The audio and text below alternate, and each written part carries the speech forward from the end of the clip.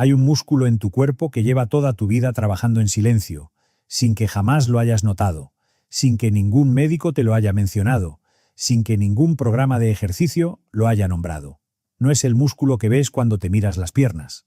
No es el que se contrae cuando subes una escalera o el que los corredores estiran antes de una carrera. Es otro. Está escondido debajo del que puedes ver, plano, discreto, invisible desde la superficie.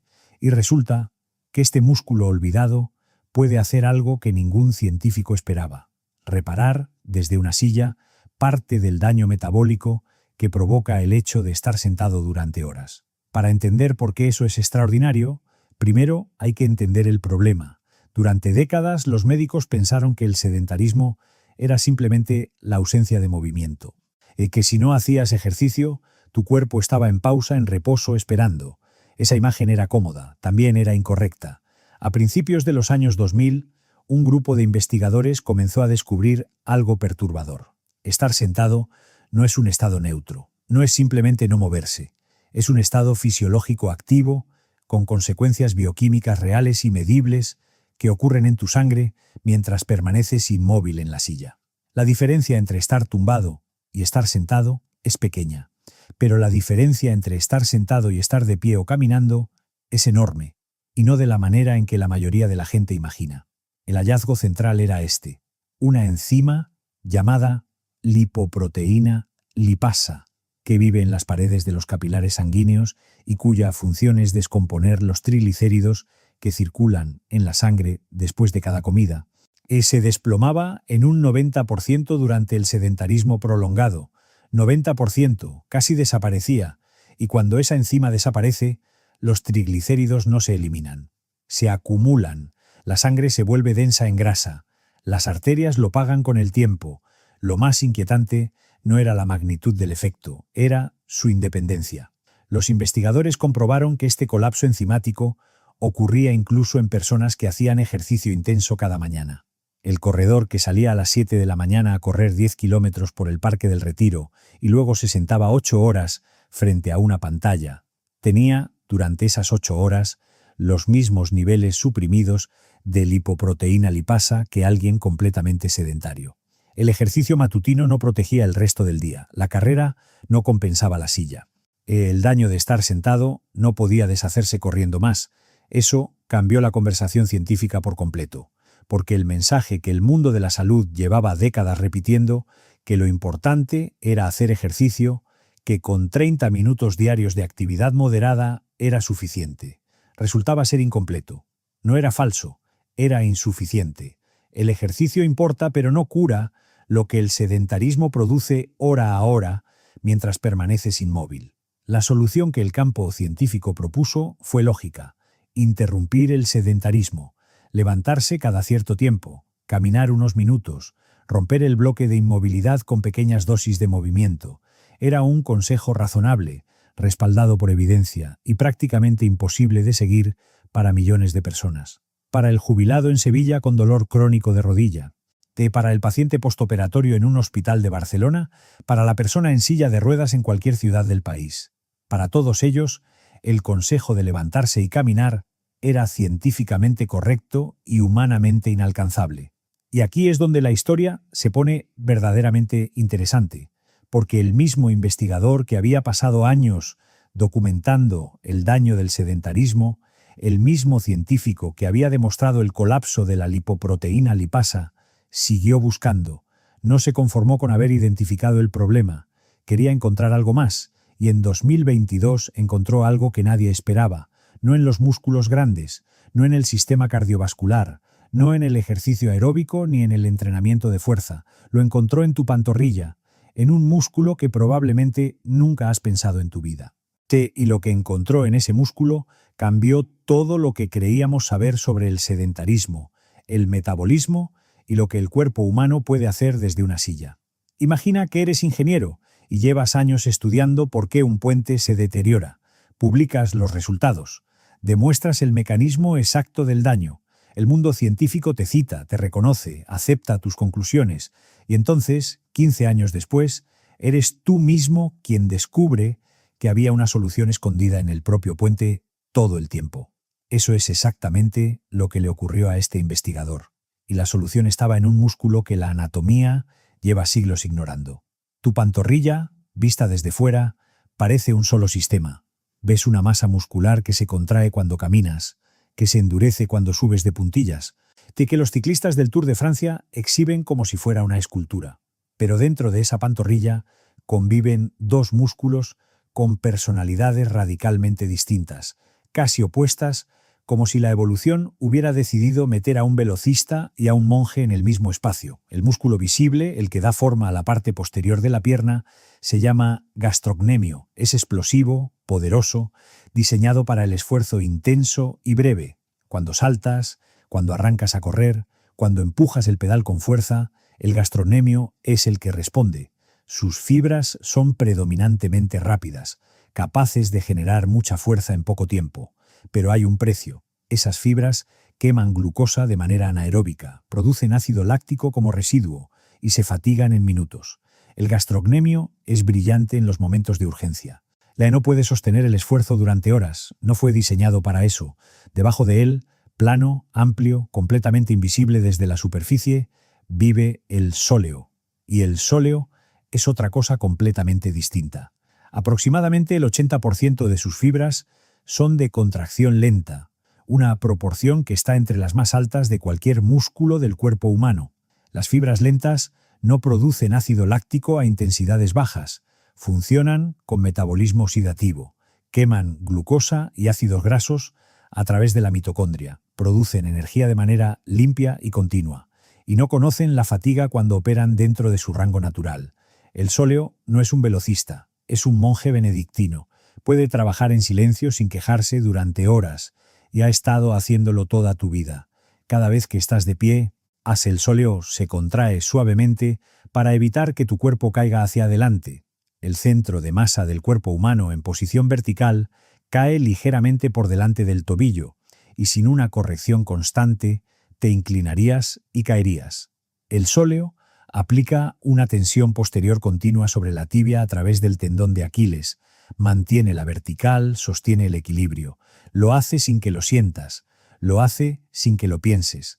Lo lleva haciendo desde que diste tus primeros pasos y lo seguirá haciendo mientras puedas ponerte en pie.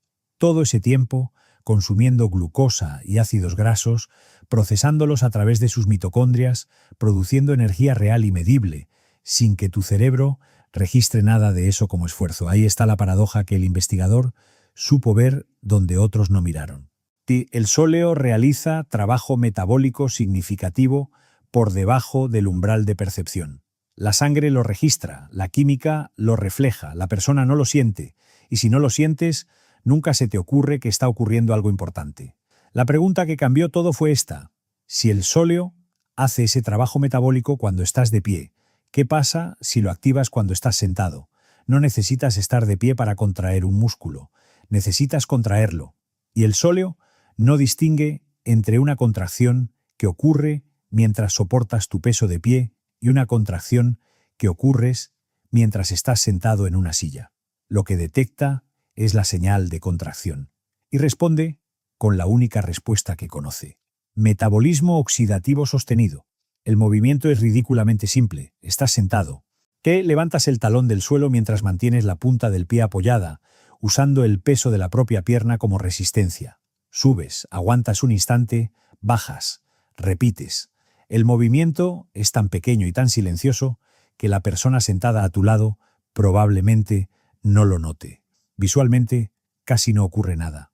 Pero en tu sangre, en ese momento, empieza a ocurrir algo que los datos describen como sorprendente, incluso para quienes llevan años estudiando fisiología del ejercicio. Y los números que midieron en el laboratorio son tan inesperados que cuando se publicaron, varios investigadores pidieron que el experimento se repitiera antes de aceptarlos, porque los resultados no tenían el tamaño que nadie hubiera predicho para un movimiento tan pequeño, tan invisible, tan completamente ajeno a cualquier cosa que el mundo del ejercicio haya considerado relevante alguna vez. Esos números los veremos en la siguiente parte. Y te adelanto una cosa: van a cambiar la manera en que miras tu silla. Hay un momento en la historia de la ciencia en que un número aparece en una pantalla y el investigador que lo ve no sabe si celebrar o repetir el experimento, no porque el número sea pequeño, sino porque es demasiado grande, porque no encaja con ninguna expectativa previa, porque sugiere que algo que todo el mundo había ignorado durante décadas era, en silencio, enormemente importante. Ese momento ocurrió cuando el equipo procesó los datos de glucosa en sangre de los sujetos que habían estado realizando el movimiento del sóleo durante 3 horas sentados en una silla. La reducción fue del 52%. Detente un momento en ese número. No es una mejora marginal. No es el tipo de resultado que los científicos describen como prometedor o que requiere más investigación antes de poder afirmar algo. Es una reducción del 52% en la excursión de glucosa durante una prueba de tolerancia oral a la glucosa de 3 horas. La misma prueba que los médicos usan para diagnosticar diabetes y prediabetes. La misma prueba que millones de personas en España se hacen cada año mientras su médico observa cómo sube la glucosa después de una carga de azúcar y espera que no llegue demasiado alto. La glucosa de los sujetos que activaban el sóleo durante esa prueba no llegó ni a la mitad de donde llegaba cuando permanecían completamente inmóviles, y los niveles de insulina cayeron un 60%. Eso significa que el páncreas produjo menos insulina, porque necesitaba producir menos insulina, porque el músculo estaba limpiando la glucosa de la sangre por su cuenta, sin esperar la señal hormonal. La insulina es la llave que normalmente abre la puerta de la célula muscular para que entre la glucosa. Pero existe otra puerta, una puerta que no necesita llave, una puerta que se abre directamente cuando el músculo se contrae. Se llama GLUT4 y es un transportador de glucosa que vive dentro de la célula muscular, empaquetado en pequeñas vesículas, esperando instrucciones. Cuando el músculo detecta que está trabajando, cuando una enzima llamada AMPK registra el aumento de demanda energética en la fibra, esa enzima envía una señal que hace que las vesículas de GLUT4 migren hacia la membrana celular y se fusionen con ella. De repente, la membrana está llena de transportadores abiertos. La glucosa entra directamente desde la sangre hacia la célula muscular sin necesitar insulina. La puerta de la contracción, completamente independiente de la puerta hormonal. Este mecanismo no es nuevo. Los fisiólogos lo conocen desde hace décadas. Lo que nadie había medido con precisión era cuánto tiempo podía mantenerse abierta esa puerta cuando el músculo que se contraía era el sóleo. Porque la mayoría de los músculos se fatigan. Sus fibras rápidas acumulan ácido láctico, la contracción se vuelve imposible de sostener, la señal de AMPK se debilita. Los transportadores GLUT4 vuelven al interior de la célula y la puerta se cierra. Una caminata de 15 minutos después de comer abre esa puerta durante esos 15 minutos. Cuando la persona se sienta de nuevo, la puerta se cierra. La glucosa que seguía llegando desde el intestino ya no tiene por dónde entrar sin insulina. El sóleo no se fatiga, sus fibras lentas operan dentro de su rango oxidativo natural, sin producir ácido láctico, sin acumular residuos que fuercen la parada. La señal de AMPK no se apaga porque el músculo no para. Los transportadores GLUT4 no regresan al interior, porque la contracción no cesa. La puerta permanece abierta, no durante 15 minutos, durante horas. Todo el tiempo que la persona siga realizando el movimiento, la glucosa tiene una vía de entrada independiente de la insulina, continua, sostenida, silenciosa. Pero aquí viene el giro que pocos anticipan cuando escuchan esto por primera vez. Este efecto no es solo sobre la glucosa. Recuerda la lipoproteína lipasa, la enzima que colapsa un 90% cuando te sientas, la que deja los triglicéridos acumulándose en la sangre durante horas después de cada comida. Esa enzima necesita que el músculo esté demandando combustible para mantenerse activa en la pared del capilar. Un músculo en reposo no manda esa señal. Un músculo que se contrae, sí. El sóleo, activado durante sus empujes desde la silla, mantiene la demanda metabólica en el lecho capilar del músculo. La lipoproteína, lipasa, recibe la señal de que hay un músculo trabajando que necesita combustible. Se mantiene activa. Los triglicéridos se descomponen. La grasa que circulaba en la sangre después del almuerzo empieza a procesarse en lugar de quedarse flotando durante horas en las arterias. 3 efectos simultáneos. un solo músculo, desde una silla, sin que el corazón se acelere, sin que la respiración cambie, sin que aparezca una sola gota de sudor. Y sin embargo, todavía no hemos llegado a la parte más importante de esta historia, porque los números son extraordinarios, sí, pero ¿a quién le cambia la vida este hallazgo? Eso es lo que convierte esta historia en algo más que ciencia. Eso es lo que veremos a continuación. Piensa en alguien que conoces, no en un personaje abstracto ni en una estadística de un informe médico, en alguien real, quizás tu padre, que lleva 2 años con la glucosa en ayunas, rozando el límite, y cuyo médico le dice en cada revisión que tiene que moverse más. Quizás tu vecina de 70 años en Zaragoza, que se cayó el invierno pasado, y desde entonces tiene miedo de caminar sola por la calle. Quizás tu tío que se operó la rodilla hace 6 meses y sigue sin poder dar más de 10 pasos sin que el dolor lo detenga. A todos ellos, el sistema sanitario les ha dado el mismo consejo durante años. Muévase más, camine, levántese cada 30 minutos, interrumpa el sedentarismo. El consejo es correcto, la ciencia que lo respalda es sólida, y para millones de personas en España es completamente inalcanzable. Esa es la brecha que nadie en la medicina había resuelto, no por falta de voluntad ni por falta de investigación, sino porque todas las soluciones propuestas asumían algo que no siempre es cierto, que la persona puede ponerse de pie. Cada recomendación, cada protocolo, cada mensaje de salud pública de la última década partía de esa suposición silenciosa, y la suposición dejaba fuera precisamente a las personas que más necesitaban una solución. La persona con artrosis severa en las rodillas que siente un dolor agudo después de 2 minutos de pie. El paciente que acaba de recibir el alta hospitalaria tras una cirugía de cadera y tiene prohibido apoyar el peso completo durante semanas.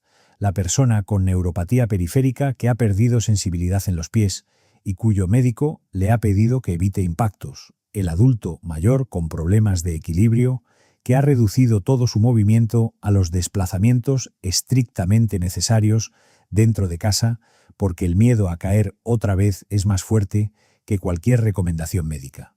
Para todos ellos, el mundo de la fisiología del ejercicio tenía ciencia excelente y soluciones inaccesibles. Y entonces apareció un hallazgo que no requería estar de pie, que no cargaba las rodillas ni las caderas, que no exigía equilibrio porque el cuerpo permanecía sentado, y que no elevaba la frecuencia cardíaca, ni producía impacto, ni requería ningún equipamiento, que solo necesitaba un pie apoyado en el suelo y la capacidad de levantar un talón. El movimiento del sóleo no tiene barreras de entrada.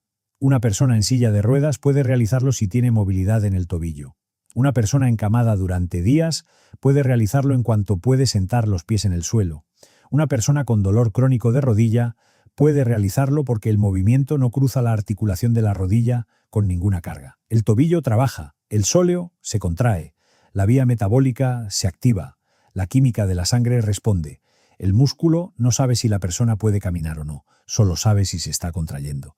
Eso es lo que convierte este hallazgo en algo más que un dato interesante de laboratorio.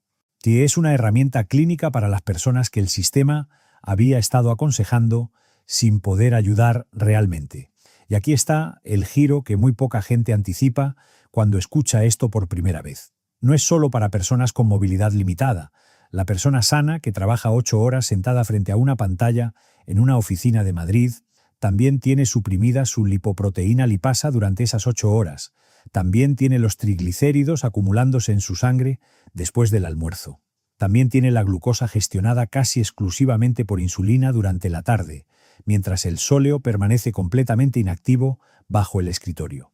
El corredor que sale a correr cada mañana por la casa de campo y luego se sienta 8 horas tiene el mismo problema metabólico durante esas 8 horas que alguien que no corre nunca.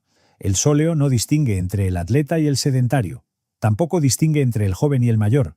Distingue entre contracción y reposo. Y en la mayoría de las personas, durante la mayoría de las horas sentadas, está en reposo completo. Pero hay algo más en esta historia que todavía no hemos contado. Algo sobre los límites reales de este movimiento.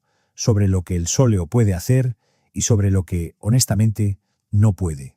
Porque parte de lo que hace tan valiosa esta ciencia es precisamente su honestidad sobre sus propios límites. Y entender esos límites es lo que separa usar esta herramienta bien de usarla mal. Eso, y el detalle final sobre cómo integrarlo en tu día de una manera que realmente funcione, es lo que cierra esta historia en la parte final. La ciencia honesta tiene una cualidad que la distingue de la promesa fácil. No te dice solo lo que funciona, te dice también hasta dónde llega lo que funciona y dónde empieza lo que no. Y en el caso del sóleo, esa honestidad es parte de lo que hace el hallazgo tan valioso, porque un músculo que puede hacer tanto desde una silla merece que entendamos con precisión qué es exactamente lo que hace y qué es lo que no puede reemplazar. El sóleo es una intervención metabólica. Eso significa que actúa sobre la química de la sangre, sobre la glucosa, sobre los triglicéridos, sobre la demanda de insulina, sobre las vías moleculares que el sedentarismo suprime hora a hora mientras permaneces inmóvil. En esos dominios, los datos son claros y los efectos son reales. Pero el cuerpo humano no es solo metabolismo, es también un sistema vascular. Y ahí la historia cambia. Cuando caminas, el flujo de sangre a través de las arterias de tus piernas aumenta considerablemente. Ese flujo elevado ejerce una fricción sobre las paredes interiores de las arterias llamada estrés de cizallamiento. Y ese estrés, lejos de ser dañino, es exactamente la señal que las células del endotelio arterial necesitan para producir óxido nítrico, la molécula que mantiene las arterias flexibles, dilatadas y saludables. Sin ese estímulo regular, las arterias se vuelven progresivamente más rígidas. El sedentarismo prolongado no solo afecta la glucosa y los triglicéridos, afecta la salud estructural de los propios vasos sanguíneos. El sóleo activado desde la silla contribuye al retorno venoso. Cada contracción comprime los senos venosos dentro del músculo y empuja un pequeño volumen de sangre hacia el corazón, en lo que aumenta ligeramente el volumen sistólico y produce una modesta elevación del flujo arterial sistémico. El efecto vascular existe, pero es parcial. No alcanza la magnitud del flujo que produce caminar, la protección endotelial completa, la producción sostenida de óxido nítrico, la flexibilidad arterial que el movimiento real genera. Esas cosas requieren estar de pie y caminar para quien pueda hacerlo. Esto no debilita el hallazgo, lo afina. El sóleo no es un reemplazo de caminar, es el complemento metabólico de caminar para quien puede caminar, y la intervención metabólica disponible para quien no puede. La persona sana debería caminar y además activar el sóleo durante las horas sentadas. La persona con movilidad limitada debería activar el sóleo como la herramienta metabólica que tiene a su alcance, mientras gestiona la salud vascular con el movimiento que pueda realizar, aunque sea mínimo y breve. Y ahora viene la parte que transforma todo lo anterior de conocimiento en práctica real. Porque de nada sirve entender la fisiología del sóleo si no sabes cómo integrarlo en un día normal sin que se convierta en otra obligación más que abandonas a la semana de haberla empezado. El movimiento no requiere concentración sostenida. No necesitas contar repeticiones, ni programar un temporizador, ni descargar ninguna aplicación. Siéntate con los pies planos en el suelo. Levanta los talones manteniendo las puntas apoyadas, usando el peso de tus propias piernas como resistencia. Sube, mantén un instante, baja. Repite. El ritmo es libre, la cadencia es tuya. El sóleo no se va a fatigar porque sus fibras lentas están operando muy por debajo de su límite de resistencia. Puedes hacer esto mientras ves una serie, mientras lees, mientras hablas por teléfono, mientras esperas que se cargue una página, mientras desayunas, mientras el tren lleva 40 minutos de retraso en Atocha.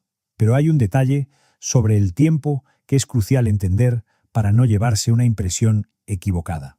El beneficio del sóleo no se acumula como el interés de una cuenta bancaria. No puedes activarlo 2 horas por la mañana y asumir que esa inversión te protege el resto del día. El efecto es un estado sostenido, no una dosis almacenada. Mientras el músculo se contrae, la puerta del GLUT4 está abierta y la glucosa entra. Cuando el músculo para, la puerta se cierra, la química sigue al movimiento en tiempo real.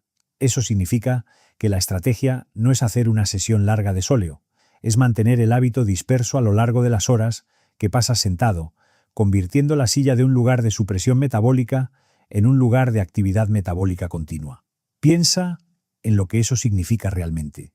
Durante 2 millones de años, el sóleo humano estuvo contrayéndose durante horas cada día para mantener el cuerpo erguido, mientras nuestros ancestros permanecían de pie o caminaban. Nunca evolucionamos para pasar 8 horas sentados en una silla con ese músculo completamente apagado. El sóleo no olvidó cómo funcionar, solo dejamos de darle la señal. Un investigador pasó 15 años demostrando el daño que provoca la silla. Y luego pasó otros años buscando si había algo en el propio cuerpo humano que pudiera responder a ese daño sin salir de ella. Se lo encontró en el músculo más ignorado de la anatomía, plano, invisible, antiguo, inexhaustible, esperando una señal que llevaba décadas sin recibir. La silla nunca fue el enemigo. La inmovilidad dentro de ella sí lo era. Y ahora sabes que hay un músculo escondido en tu pantorrilla que puede romper esa inmovilidad sin que te levantes, sin que sudes, sin que nadie a tu alrededor note que algo está ocurriendo. Pero en tu sangre, la química ya está cambiando.